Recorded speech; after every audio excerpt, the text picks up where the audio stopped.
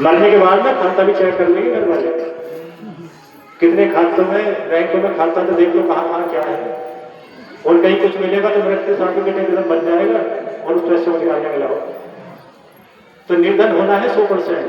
यही धन है जो सुबह से शाम तक कर रहे हो, और सुबह शाम करते हो यही धन है, साथ हो जाएगा, हर समय साथ रहेगा। तो जो धन और कमा रहे हो उसका ध्यान भी रखो, लेकिन इसका विशेष ध्यान रखो। अब शिव कथा में शुरू से शुरू हो रही है।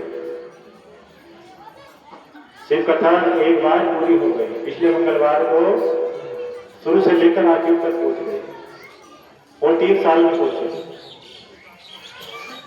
6/6/23 को कथा शुरू हुई थी और 26 में समाप्त हुई। 3 साल कुछ 3 साल एक हफ्ता लग गया सब। तो शुरुआत है सोनक ऋषि और सूत जी में बात तो चल रही है। बहुत तपस्वी ऋषि हैं दोनों, योगी हैं। बात नहीं करनी। तो सोनक जी कह रहे हैं, हे सूत जी, कलयुग की दशा बड़ी खराब हो रही है, हमें कलयुग के बारे में सोच के बड़ी चिंता हो रही है। जब कलयुग नहीं था, जब चर्चा चल रही थी, त्रेता की बात हो, द्वापर की हो या सतयुग की हो, इस पर लिखा नहीं कौन से युग में चर्चा चल रही है। दोनों चर्चा कर रहे, कह रहे हैं कि कलयुग की दशा बड़ी खराब हो। तो हे सूत जी, मुझे कोई कथा ऐसी सुनाओ जिससे कलयुग के प्राणियों का उद्धार हो जाए। कलयुग में धन की भूख अधिक होगी, भक्ति की भूख कुछ ही आत्माओं को होगी। भक्ति में मन कम लगेगा और भोग विलास के साधन में अधिक लगेगा। भोग विलास को धन समझेंगे, बच्चों को जन्म देना, पालन करना, यही धन समझेंगे। और आज हमने कहते सुने भी है, जो सोनक जी की बात चल रही है सूत जी की, आज बहुत लोग कहते सुने हैं कि बच्चों की शादी कर दी, पोती पोतों की भी हो गई, अब तो भगवान तुम उठा लो। अरे कहते मिलेंगे हर गांव में नहीं कि मेरा काम पूरा हो गया, मैंने तो गृहस्थी पूरी निभा दी भैया, अब तो भगवान जो उठा लिए तो कोई समस्या नहीं। अरे दुष्ट प्राणी, क्या इसलिए जन्म मिला था? बच्चे पैदा करने के लिए, औरतों की बच्चों की शादी करने के लिए जन्म मिला था। मनुष्य जन्म मिला था अपनी आत्मा को उद्धार कर ले। तो सोनक जी कह रहे हैं, सूर्य जी बड़ी दया आ रही कलयुग पर, क्या करें? कलयुग के प्राणी की दशा बड़ी खराब होगी, भक्ति की तरफ मन खुशी आत्माओं का होगा। तो उस कलयुग में प्राणी की मुक्ति कैसे होगी? हे सूत जी, मुझे कुछ बताओ कि उस कलयुग में प्राणी सुखी कैसे होगा?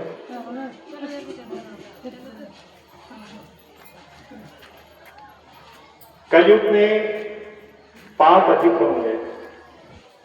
अब कब संत जो है ना योगी, ये कई युग बाद की बात भी देख लेते हैं। सतयुग वाले संतों ने कलयुग के बारे में देख लिया,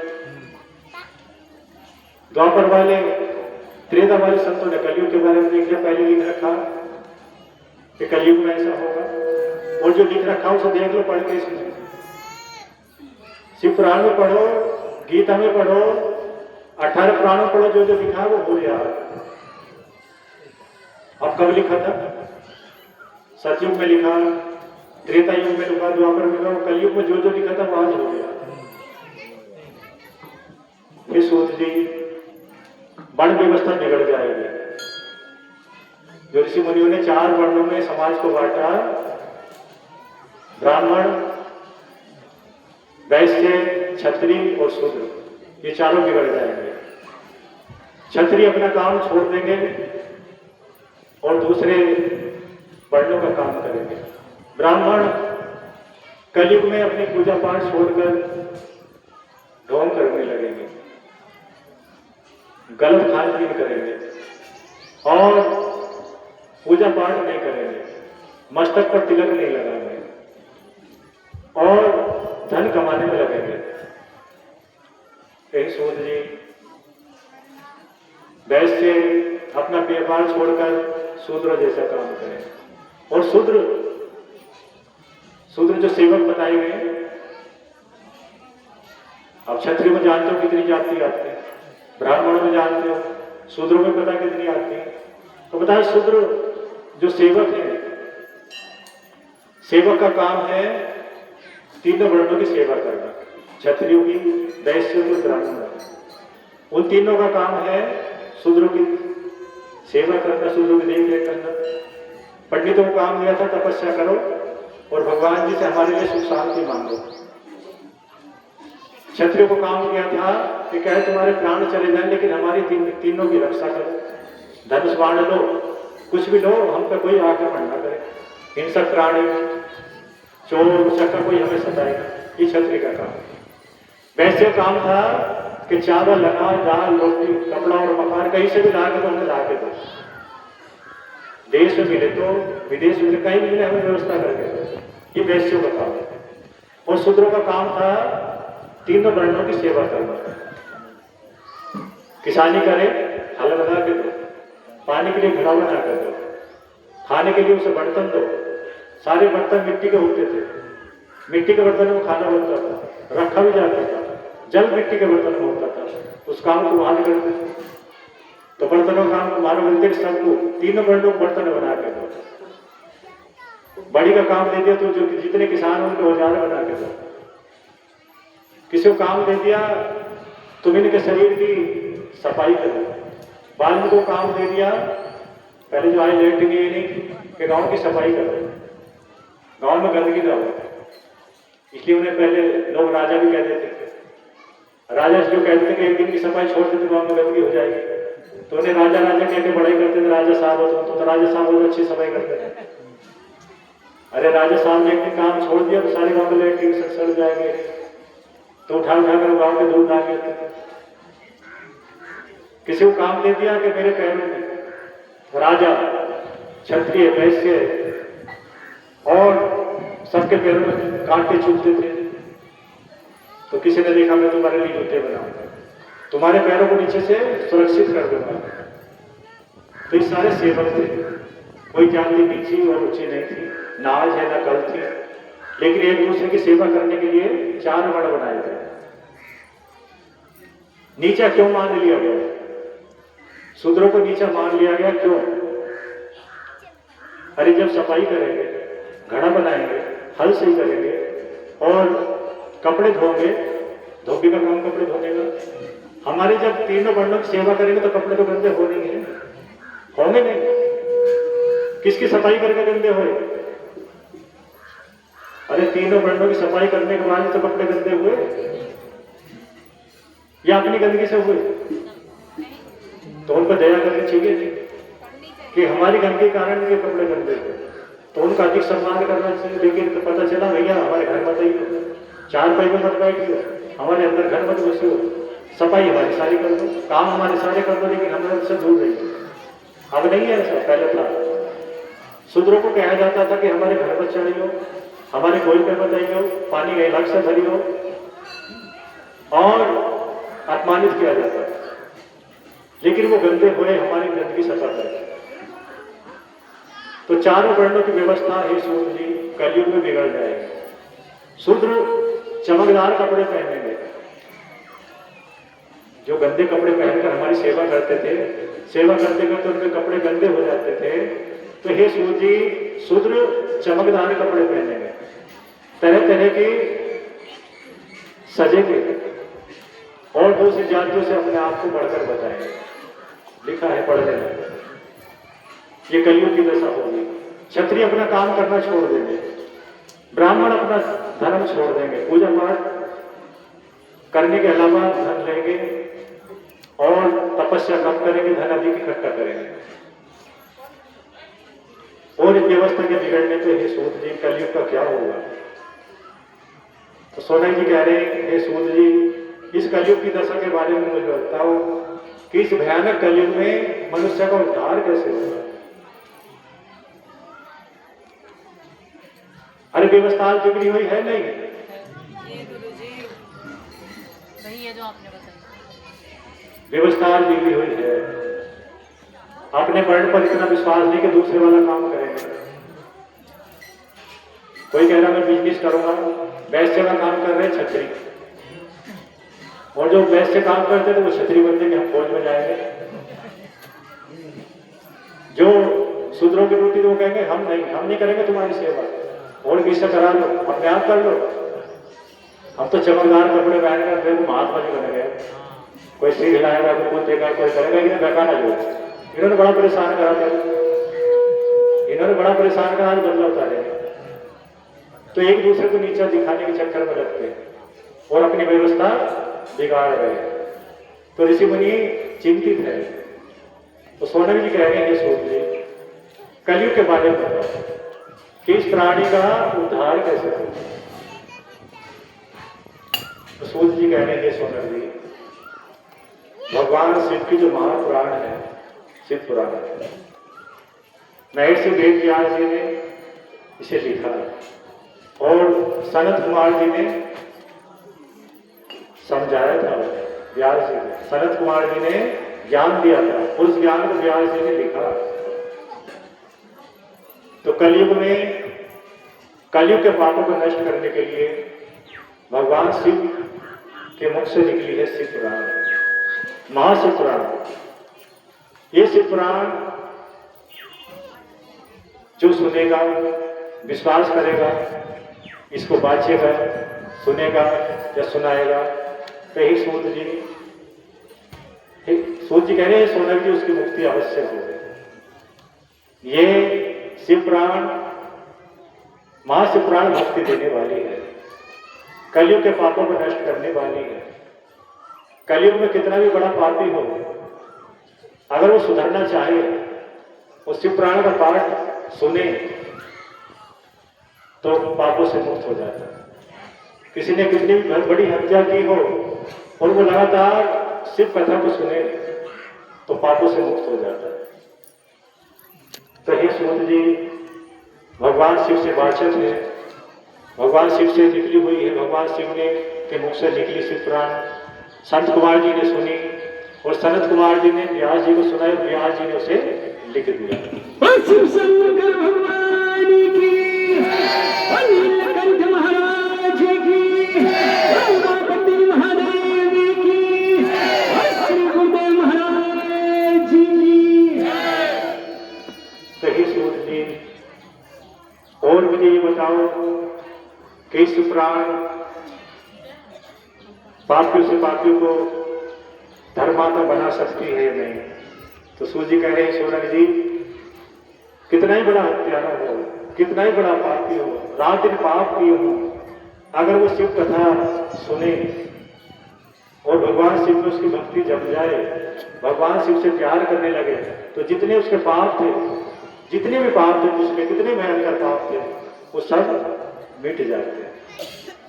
भगवान शिव ने महाशिव पुराण को वो आशीर्वाद दिया कि इसके सुनने से भयानक से भयानक पापी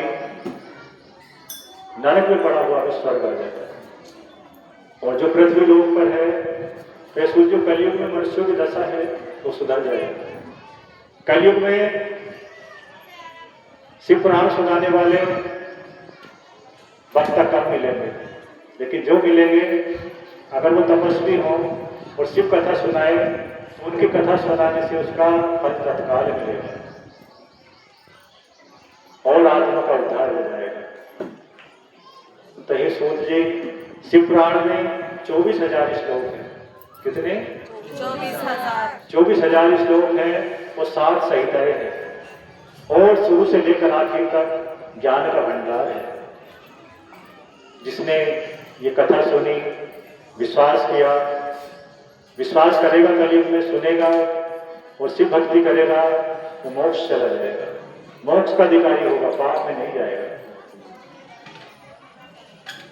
तो एक कथा सुनाती है सोनक जी, सुखदेव जी से कह रहे हैं कि ऋषिवर मुझे एक कथा सुनाओ। तो सूत जी कथा सुनाते हैं कि देवराज नाम का ब्राह्मण था। क्या नाम था? देवराज। देवराज ब्राह्मण जाति में जन्म हुआ, लेकिन ब्राह्मणों जैसे कर्म नहीं थे।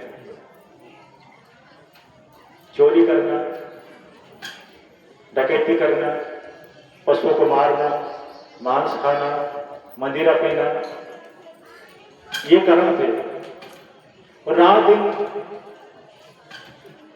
अच्छे काम नहीं करता था। देवराज जिधर जाता था किसी का धन हड़प लेता था, किसी को मारता था, पीटता था, रात्रि में धन छीन लेता था, दुराचारी था। और वैश्य गांव में था, अपनी पत्नी को छोड़कर वैश्या के पास जाता था। जितने पाप थे सारे करता था। धर्म कर्म में उसको रुचि कभी नहीं थी, ना कभी अच्छे काम किए, ना अच्छा खाना खाया, ना अच्छी सोच रही।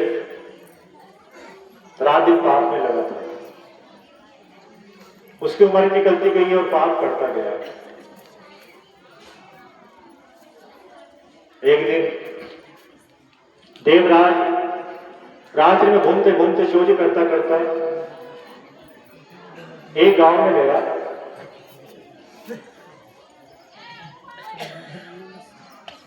उसकी ड्यूटी रात दिन अच्छे काम करने की नहीं थी, रात दिन बुरे काम करता था और रात्रि में चोरी करता था। तो देवराज रात को घूमता हुआ एक गांव में चोरी करने गया। उस गांव में एक मंदिर था। पहले गांव में मंदिर कम होते थे, अब तो बहुत है। हर गांव में मंदिर है, कोई कोई गांव बचा होगा सब मंदिर है। पहले मंदिर किसी किसी गांव में होता। तो देवराज जिस गांव में चोरी करने गया उस गांव में मंदिर था और उस मंदिर में एक ब्राह्मण रहते थे, पूजा पाठी। उसी पुराण का पाठ किया करते थे, रोज शिव पुराण पढ़ते थे और पंडित जी रोज का नियम था शिव पुराण पढ़ने का। देवराज जैसे वहां गया रात्रि में तो महाराज जी पंडित जी शिव पुराण पढ़ रहे थे। देवराज को बुखार आ गया। बुखार इतनी तेज आया कि उठ नहीं पा रहा।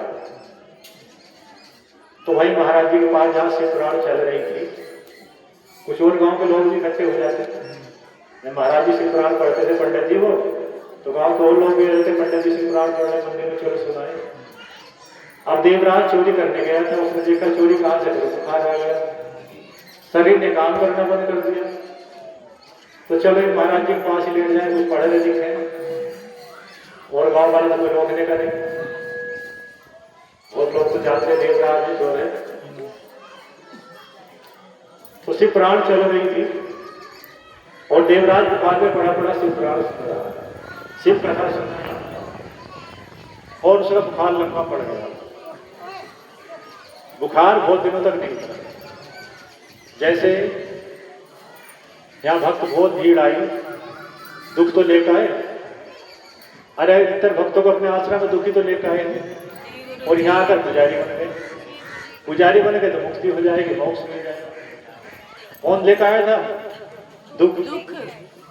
तो देवराज को बुखार आया और ऐसा आया और इसी जगह आया जहां शिव कथा चल रही। तो देवराज वही लेट मारा, रोज शिव कथा सुनता था। अगर वहां से चला जाए तो जाए कैसे, बुखार ने कमजोर कर दिया। खाना पीना भी नहीं चला, बुखार इतना खाने पीने को मन नहीं करता। तो बुखार में पड़ा रहता था, रोज शिव कथा सुनता था। 1 महीना बीत गया, शिव कथा सुनते सुनते 1 महीना बीत गया। 1 महीने तक बुखार नहीं उतरा और खाया पिया कुछ नहीं गया, खाया पिया नहीं गया और 1 महीने तक लगातार शिव कथा। अब बुखार में खाना पीना बंद हो जाए तो नींद तो वैसे भी नहीं आती, कहीं हाथ दर्द का विभाग दर्द तो नींद तो बहुत दूर भाग गया। तो देवराज को नींद भी नहीं आ रही थी। नींद नहीं आ रही तो शिव कथा जबरदस्ती सुननी पड़ रही, ना भी सुनता तो सुननी पड़ रही, जब नींद नहीं आ रही। तो 1 महीना बड़े मन से शिव कथा सुनी। तो जो उसके शरीर में पीड़ा थी उसे वो भी नहीं सताती थी जब शिव कथा में मन लगा। तो 1 महीना बड़े मन से सोची कि भैया हो सकता मरना जाऊंगे, इतना तकड़ा बुखार है, मरना जाऊं तो मन से ही सुन लूं, पाप इतने करेंगे थोड़े बहुत तो धुलेंगे। और सच में मर गया। 1 महीना शिव कथा सुनने के बाद उसके प्राण वही निकल गए उसी मंदिर में। तो उसका पिछले जन्म का कोई नसीब अच्छा था, कर्म अच्छा था कि शिव कथा सुनते सुनते प्राण निकले। और 1 महीने तक लगातार सुने, और 1 महीने तक कहीं गया भी नहीं और खाया पिया भी नहीं, बुखार खाया पिया नहीं। अब यमराज जी के दूत आ गए, यमराज जी के दूत आ गए और उसकी आत्मा को बांध लिया। बोले चलो लेके चलते, बहुत दुष्ट प्राणी था, बड़े अत्याचार बड़े पाप थे। और जैसे उसे लेके गए, उधर रास्ते में शिवगण आ गए, कपूर के समान रंग, सुंदर वस्त्र, सब सफेद ड्रेस में, बड़े बोरे और हाथ में माला ले रखी। और बोले हे यमदूतो, देवराज को छोड़ो। अरे नहीं छोड़ेंगे, इसने बहुत पाप किए हैं। अरे पाप किए, इन्होंने हमारे शिव की कथा 1 महीना सुनी है लगातार, हम इसे स्वर्ग ले जाएंगे। यमदूत कह ले नहीं, हम तुम नरक ले जाएंगे।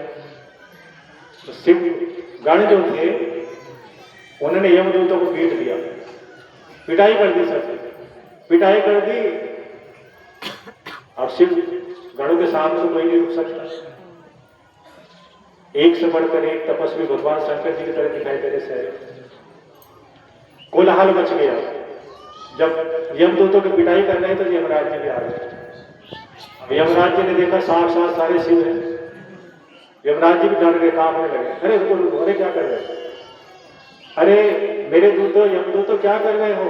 अरे जानते नहीं ये शिवगण है, ये तुम्हें मार लेंगे सब। तो सारे यमदूत शांत खड़े हैं और यमराज जी ऐसे हो गए जैसे तुम जानते ना। और शिवगणों से कहा क्या ले जाओ। रोकने की हिम्मत तो यमराज जी की भी नहीं थी कि जब शिवगण लेना है तो पिटाई होनी बाकी थी। हमारे दूत ही पिट गए तो यमराज जी डरने कह रहे ले जाए। तो देवराज को शिव जी के गण ले गए, शिव लोग ले गए, शिव जी के सामने जाकर खड़ा कर दिया। ये प्रभु ये है देवराज पंडित। शिव ने कहा कि 1 महीना जो तेरे लगातार शिव कथा सुनी है, शिव पुराण सुनी है, ये उसकी महिमा है जो तेरे सारे पाप नष्ट हो गए। कितने भयानक पाप थे, तुझे नरक बहुत भोगना पड़ता, लेकिन तेरे बुखार ने तेरी मौज कर दी। तेरा कोई पिछला कर्म ऐसा था जिसके कारण तुझे बुखार आया और उस बुखार से तेरा शरीर भी शिवालय में छूटा और 1 महीना शिव कथा सुनी, उसके प्रभाव से तुझे शिवलोक दिया जाता।